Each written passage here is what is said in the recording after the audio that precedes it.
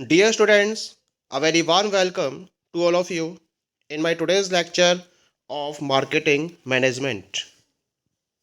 In today's lecture, we will discuss upon the topic steps in designing a channel system.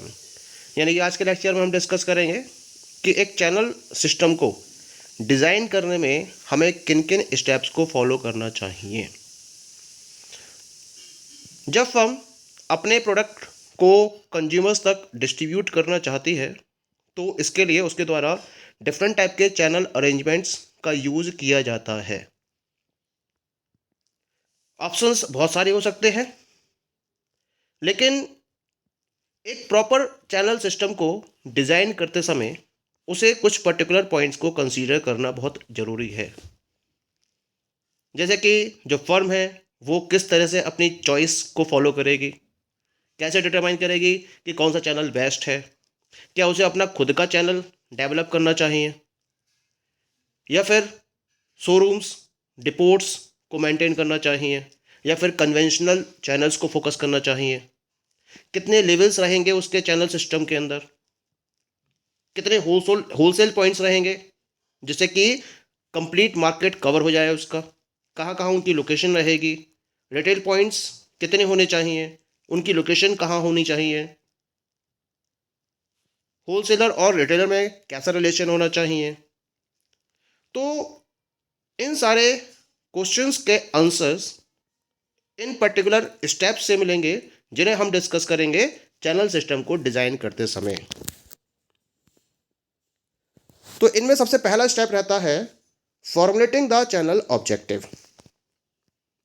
जब firm अपने channel system को design करती है उसमें सबसे पहला स्टेप है कि उसे ये डिसाइड करना होता है कि अपने चैनल सिस्टम के थ्रू वो किन पर्टिकुलर ऑब्जेक्टिव्स को अचीव करना चाहती है, क्योंकि हर फर्म क्या चाहती है, it want to realise some common objectives and it depends on their circumstances by having the channels. कौन कौन से ऑब्जेक्टिव्स हैं जिन्हें कंप्लीट किया जा सकता है with the help of the channel system. The very first one is the effective coverage of the target market. Second one is the efficient and cost effective distribution. Third one is the ensuring that consumers incur minimum exertion in procuring the product. Fourth one is the helping the firm to carry on manufacturing uninterrupted, confident that channels will take care of sales. And the fifth one is the partnering the firm in financing and sub distribution task. और भी objectives हो सकते हैं, ये कुछ objectives मैंने discuss किए हैं। फर्म टारगेट मार्केट को इफेक्टिव वे में कवर करना चाहती है या फिर जो उसका डिस्ट्रीब्यूशन है उसको वो एफिशिएंट और कॉस्ट इफेक्टिव वे में मेंटेन करना चाहती है या फिर एंश्योर करना चाहती है जो उसके कंज्यूमर्स हैं उनको कम से कम परेशानी फेस करनी पड़े प्रोडक्ट को परचेज करते समय, या फिर फर्म ये चाहती है कि जो उसकी मैन्युफैक्चरिंग है वो बिना किसी रुकावट के चलती रहे और चैनल्स उसमें उसकी मदद करें, या फिर जो उसकी फाइनेंसिंग और सब डिस्ट्रीब्यूशन टास्क है उसमें फर्म हेल्प लेना चाहती है। तो जो ऑब्जेक्टिव्स हैं उसको पहले डिसाइड करने होते हैं जिन ऑब्जेक्टिव्स को वो फुलफिल करना चाहती है चैनल सिस्टम के हेल्प से। Now come to the second step. The second step is identifying the functions performed by the channels. यानी कि इस स्टेप में जो फर्म है उसे डिसाइड करना होता है कि चैनल्स के द्वारा क्या क्या फंक्शंस परफॉर्म किए जाएंगे।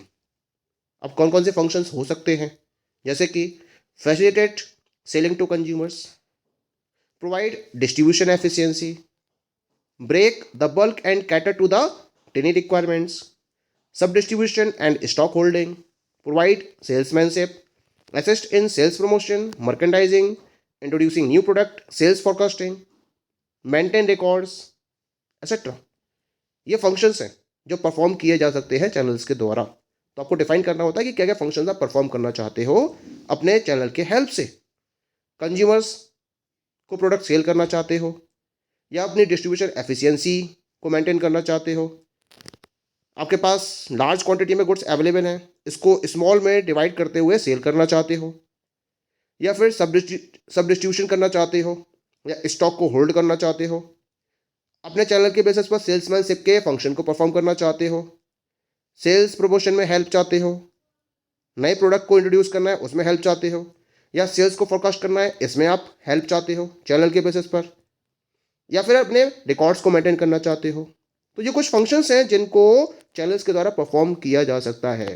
तो इनमें से आपको वो फंक्शंस परफॉर्म आइडेंटिफाई करने हैं जिन्हें आप चैनल की हेल्प से परफॉर्म करना चाहते हैं। Okay, now come to the step number third. Step number third is linking product design to product characteristics. यहाँ जो फर्म है एनालाइज करेगी कि उसके प्रोडक्ट की क्या क्या कैरेक्टरिस्टिक्स हैं, और फिर उस चैनल सिस्टम को उसे सेलेक्ट करना है जो उसके प्रोडक्ट की कैरेक्टरिस्टिक्स के साथ में प्रॉपरली मैच कर रही हो। एग्जाम्पल के तौर पर कंज्यूमर और जो इंडस्ट्रियल गुड्स होते हैं इनको डिफरेंट चैनल्स की रिक्वायरमेंट होती है, क्लियर। लेकिन इसके साथ साथ अगर मैं कंज्यूमर गुड्स की डिफरेंट कैटेगरीज की बात करूं, जैसे कि शॉपिंग गुड्स हैं, कन्वीनियंस गुड्स हैं, स्पेशलिटी गुड्स हैं, इनको भी डिफरेंट चैनल सिस्टम्स की रिक्वायरमेंट होती है। यानी कि जैसे जैसे प्रोडक्ट का नेचर चेंज होता चला जाता है उसके अकॉर्डिंग चैनल्स की रिक्वायरमेंट भी चेंज हो जाती है। तो इसी वजह से इस स्टेप में आपको डिफाइन करना होता है कि आपकी प्रोडक्ट की क्या क्या कैरेक्टरिस्टिक्स हैं और कौन सा चैनल सिस्टम आपके प्रोडक्ट के कैरेक्टरिस्टिक्स के अकॉर्डिंग मोस्ट सुटेबल है। Now come to the step number 4, evaluation of the distribution environment.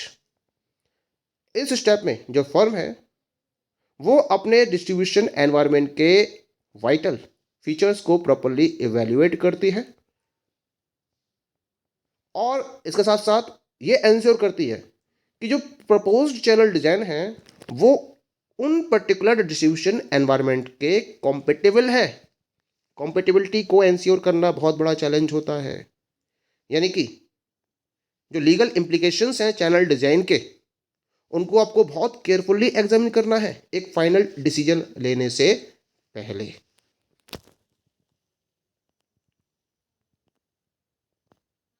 Now come to the step number 5, evaluation of competitors channel design. यानी कि इस स्टेप में आप क्या करोगे, जो आपके कॉम्पिटिटर्स हैं वो किस चैनल डिजाइन के बेसिस पर प्रोडक्ट को मार्केट में डिस्ट्रीब्यूट कर रहे हैं उनको भी तो इवैल्यूएट करना जरूरी है। तो इस स्टेप में जो फर्म है it should analyze the plus and minus of the channel patterns adopted by each of its major competitors, and then the firm should develop such a channel strategy so as to get an edge over competition। यानी कि यहाँ पर जो भी उसके competitors हैं उनके द्वारा जिन चैनल पैटर्न्स को अडॉप्ट किया गया है, पहले तो आप क्या करोगे उसके प्लस और माइनस पॉइंट्स को एनालाइज करोगे और फिर उन प्लस और माइनस पॉइंट्स के बेसिस पर एक प्रॉपर चैनल स्ट्रेटजी को आपके द्वारा डेवलप किया जाएगा जिससे कि आप कंपटीशन को प्रॉपरली ब्रेक कर सको। कंपटीशन को ब्रेक भी तो करना है और कंपटीशन को ब्रेक करने के लिए जरूरी है कि आप अपने कॉम्पिटिटर्स की स्ट्रेटजी को अच्छी तरीके से समझ सको। तो इस स्टेप में सबसे पहले तो आप कॉम्पिटिटर्स के चैनल डिजाइन को प्रॉपरली इवैल्यूएट करोगे और उसके अकॉर्डिंग ही अपनी एक चैनल स्ट्रेटजी को डेवलप करोगे, ठीक है। Now come to the step number 6। Under this step matching the channel design to company resources. यानी कि इस पर्टिकुलर स्टेप में आप क्या करोगे, जो चैनल डिजाइन आप कंसीडर कर रहे हो उनको आपको कंपनी के रिसोर्स के साथ में भी तो मैच करना पड़ेगा। भाई ये भी तो देखना पड़ेगा कंपनी की जेब में उतना पैसा है नहीं है जिसके बेसिस पर उस चैनल डिजाइन को अडॉप्ट किया जा सके। जितना पैसा जेब में होगा उसके अकॉर्डिंग ही तो आप चैनल डिजाइन को अडॉप्ट कर सकते हो। जितनी अमाउंट अवेलेबल होगी आपके पास, जितना आपका बजट होगा, तो इसका मतलब जो चॉइस ऑफ चैनल है it is also govern by the resources available with the organisation. इसको हम 2 पॉइंट्स में डिफाइन करेंगे। The very first one is firms with limited resources settle for conventional channels.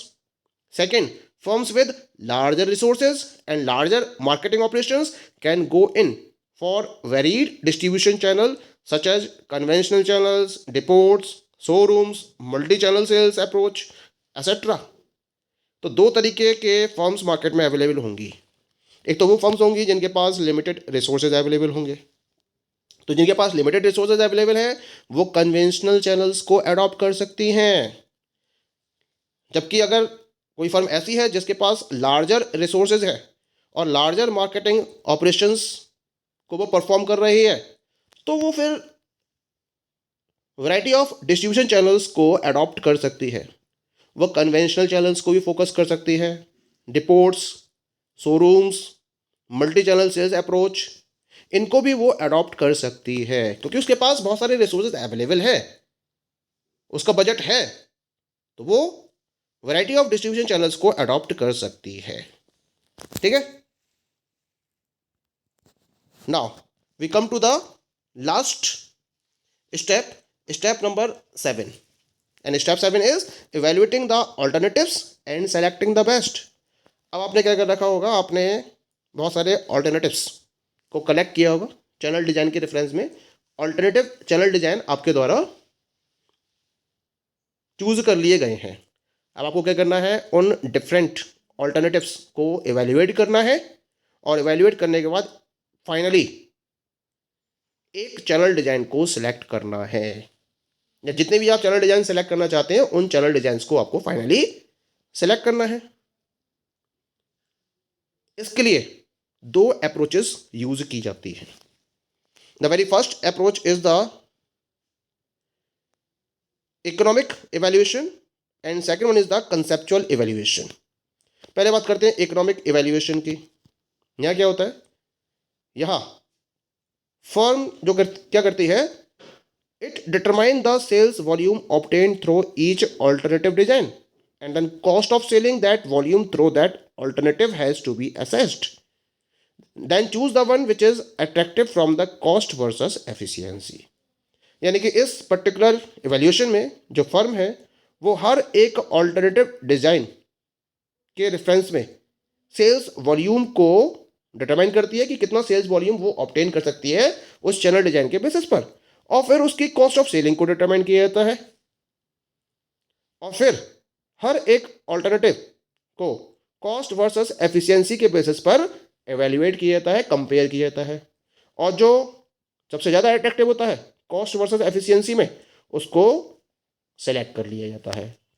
दूसरी अप्रोच है इसके अंदर कॉन्सेप्चुअल इवैल्यूएशन। इस कॉन्सेप्ट में जो फर्म है वो चेक करती है कि जो ऑल्टरनेटिव है वो क्या उसके बिजनेस ऑब्जेक्टिव से कॉम्पिटेबल है या नहीं है। अगर बिजनेस ऑब्जेक्टिव्स के साथ में उसकी कॉम्पिटेबिलिटी हाईएस्ट है तो उस पर्टिकुलर चैनल डिजाइन को फाइनली सेलेक्ट कर लिया जाता है। तो इस तरह से इकोनॉमिक इवैल्यूएशन और कंसेप्चुअल इवैल्यूएशन के बेसिस पर फर्म फाइनल चैनल डिजाइन को सिलेक्ट करती है और उसके बेसिस पर अपने डिस्ट्रीब्यूशन को फिर पॉसिबल करती है। Okay, thank you.